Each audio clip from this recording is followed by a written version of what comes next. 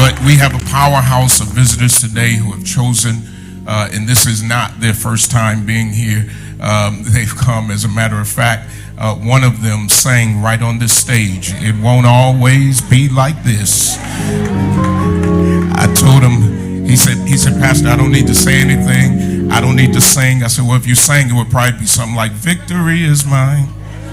I want you to acknowledge the mayor of our city, Byron Brown. Come on, welcome him to True Bethel. Amen.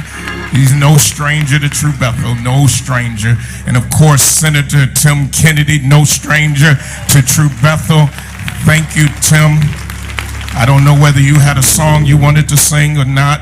You good? And of course, one of the most powerful people in our state and our member, the majority leader of the state of New York, Crystal Peoples-Stokes. Here every Sunday morning that she's in the city, and we are thankful. There's a young lady who I'm going to bring up, and you see all of the cameras here. They're not here for me. They're here for... I'll go back to some things that you might not know about her. First of all, she's a friend, and the other day we were at a press conference, and she acknowledged everybody in the room, and then when she got to me, she said, "To my spiritual leader." This was in public. See, some folk will acknowledge you in private, but not in public, and everybody was going, "That's her spiritual leader?" She is our neighbor in some property we own downtown, and when I was living there, that was my neighbor. I loved when she was lieutenant governor and I was living there, because whenever she was in town, we had New York State police all over, Nobody was breaking in my garage that week. But what you might not know about her is when she was in college at Syracuse University. Is that correct? She led protests when she was in college.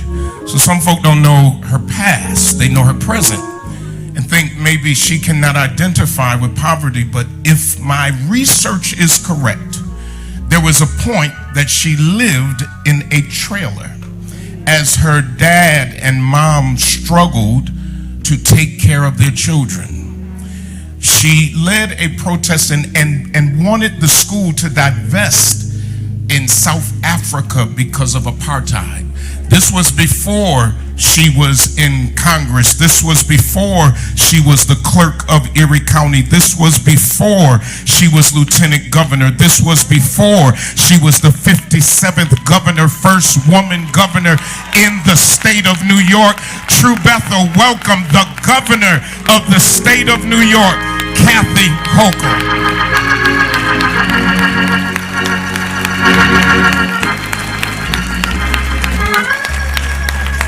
My friend.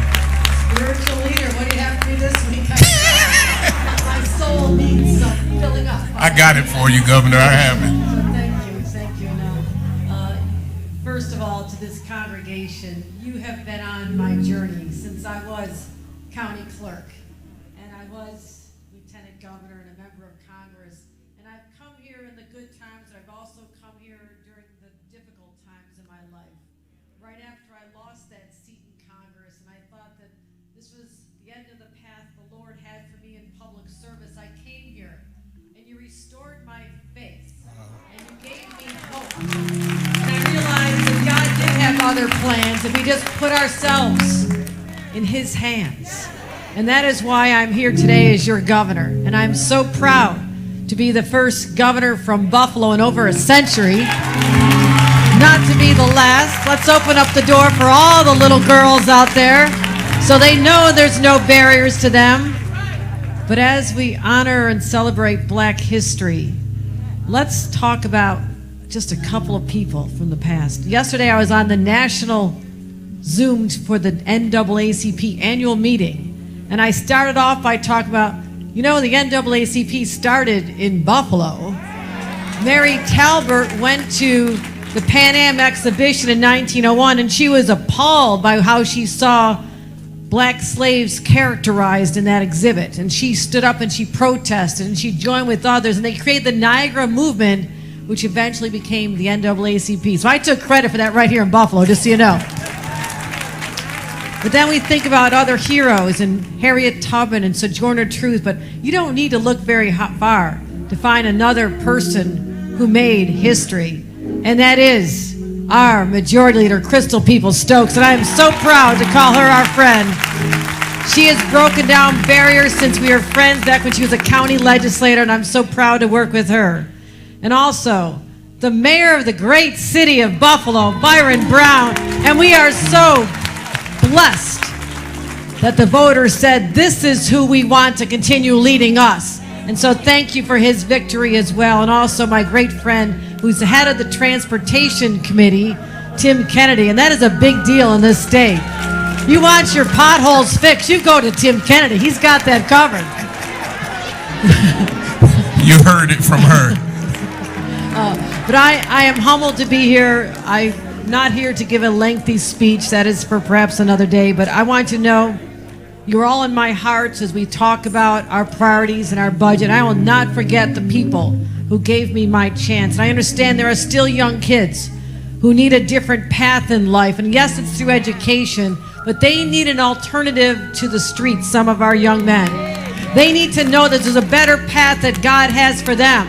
If they can find their ways, and yes, education, but some of those other programs with the violence disruptors and the workforce programs we have right down the street at Northland, these opportunities are here to lift them out of a life that otherwise could lead to the streets and ultimately, sadly, for death, because I've been here so many times when we've sent away our young ones way before their time.